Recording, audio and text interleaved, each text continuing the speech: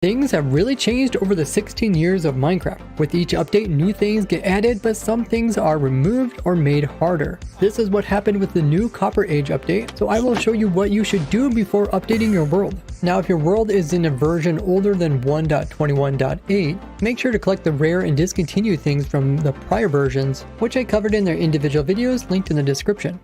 Hello there, Ray here, and for the first one you want to find a dolphin that is in the ocean. Then grab it with a lead and take it back to your base. Then make a hole in the ground and put a boat inside of it, and then move the boat into one of the corners. Then knock out blocks on the opposite side where we're going to pull in our dolphin and have it fall down into this hole. Once inside, remove the lead and push it into the boat, and now it will be riding a boat, which is an illegal mob since dolphins normally can't ride boats along with other aquatic mobs. But to prevent it from drying out, we need to place in a water source, but first we're going to place in some fences to hold it in place. Then we're going to knock out blocks over here, place in a trapdoor like this, and then place in a water source right here. So that when it starts dying from being dry, we can let water go in and moisten it once again. But we don't want to stay here and manually keep doing this because we'll have to do this forever in order to stop the dolphin from dying. So we can automate the process by using a little bit of redstone there and also repeaters on full delay here as well as here. And then the repeater is pointing that direction. It's going to go into a block here and power it, which is then going to turn off this torch. So it's going to open and close this trapdoor. This will re-moisten it, and this way it doesn't die. Now we can't keep water there all the time. Otherwise, since it's a mob inside of a boat, it will dismount since it thinks the boat's underneath the water. And it's best to build this machine inside of a single chunk, and that way you don't accidentally load the dolphin without loading the rest of it. And then do the same thing for a squid as well as glow squid, and now you just have 3 discontinued mobs that you won't be able to get in any version but 1.21.8. Now before I show you the next one, make sure you guys do back up your worlds every time you update. And while you're at it, leave a like on this video.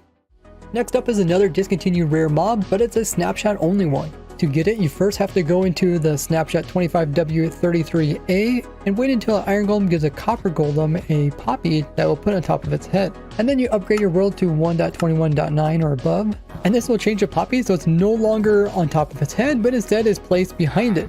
And if you want, you can wait until the iron golems give him another poppy, which you will put on top with the glitched out poppy still on the back. And then just make sure to use some honeycomb on him so he doesn't freeze, and you get yourself a new impossible mob that's no longer obtainable. So besides unobtainable items, mobs, and blocks, there's also things that get harder in the next update, so you want to do these next things before updating. In the next Minecraft update, copper trapdoors are more expensive. So in 1.21.8, 12 copper ingots will get you 4 copper trapdoors, or any version afterwards, the same amount of copper will only get you a total of 3 copper trapdoors. So make sure to craft a whole bunch before updating.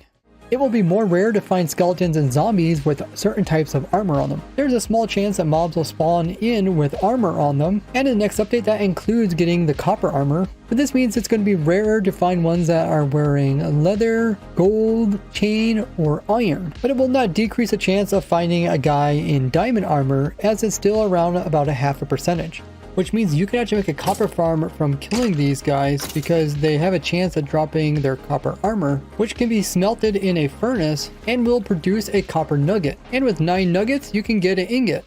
Spawn chunks are getting removed after 1.21.8, which include these 9 chunks which are always processing entities where you originally spawn when you join a world. It also contains some block processing chunks around those and mob cap processing chunks around those, with all the rest being unloaded outwards. This is super useful in running farms that can run automatically without the player. There's currently around 35 different farms that can do this, and I go over them all in this video here, which I'll have in the description. You can check it out after this one. So run all your farms before the next update, because then these chunks will just unload like any other chunks and nothing will get processed. But you don't need to tear down your farms, as you can actually load the chunks after the update.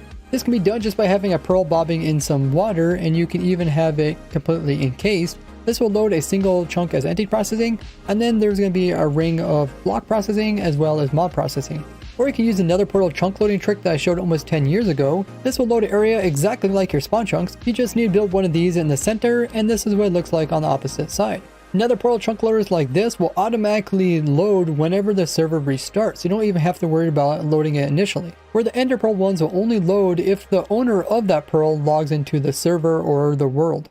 You'll also want to be ready for all the new items and mobs that are coming in the next update, with the vast majority of them being copper related, which you can get tons of by mining a trial chamber. These structures are loaded and they're pretty common throughout the world. Or get your copper from just AFKing. I designed this really simple drown farm that produces up to 1,000 copper per hour with the addition of drowned zombie reinforcements. And the block by block tutorial for this is almost done, so make sure you guys are subscribed so you don't miss it. You can also prepare in making all the new shelves coming out, which you can easily get from my simple tree farm that can do 13 different types of trees and mushrooms, making it easy to get all the different types. But there are some things that you should wait until the next update before doing. The first being wool sheep farms, because sheep will now replenish the wool 2 times faster. So if you haven't made this simple wool farm of mine, I'll link it down in the description, as is a great time to do it. Also wait for the next update if you want to travel really far, because now things can actually move really fast into nether portals and still get teleported correctly. So you can easily launch yourself hundreds of thousands of blocks using a simple setup like this, and you can find the video for this down in the description. And if you're doing a lot of AFKing with the player holding down buttons to place or to break stuff, this also becomes easier next update, as in your controls you can now have it automatically hold down the use button, as well as automatically hold down the attack button. So by switching these to toggle, it will be like I'm holding down the button when I'm not, and if I left click, it will automatically break as well. So you could do something like this where you're constantly placing and breaking, which is an easy way to make a dirt farm. And I designed a couple handy contraptions which lets you AFK and farm dirt. And be sure to wait for the next Minecraft update if you have to deal with a whole bunch of waterloggable blocks, as well as putting water inside of it. Because in the past, when you would try to place water in this little air gap right here, it wouldn't matter which block you click up against, you just end up waterlogging it. It's now possible to hold crouch in order to place the water adjacent to the waterlogged block. So there's a slab here. If I hold crouch and if I right click the water bucket, it doesn't get placed into the waterlogged block, but instead gets placed above it. This is super nice and able to put in water locations which are full of something like slabs or stairs. If you have to work with a whole bunch of entities or particles, it's best to wait for the next update. Because in this update, they changed the rendering of entities so that they render better, as well as particles that don't create as much lag. But if you're running a really massive farm like this kelp farm, it will still lower your frames for a second. And if you have to use the F3 menu, it's much easier next update, as you don't have to deal with all these things covering up your screen. Pressing F3 plus F6 pulls up this menu where you can turn them all off and only turn on the ones that you want. Like you can turn on so that it just shows the light level and you don't have to have everything else on your screen. But you also have way more options so you can see how the world is running. Now share this with your favorite Minecrafter and consider becoming a supporter like all these lovely people which keep these videos free, which you can even do with no cost to you just by using your Amazon Prime or Twitch Prime to subscribe to my Twitch channel, which will pay me in full and it won't cost you anything extra. Otherwise, I'll see you in a future video. Bye bye!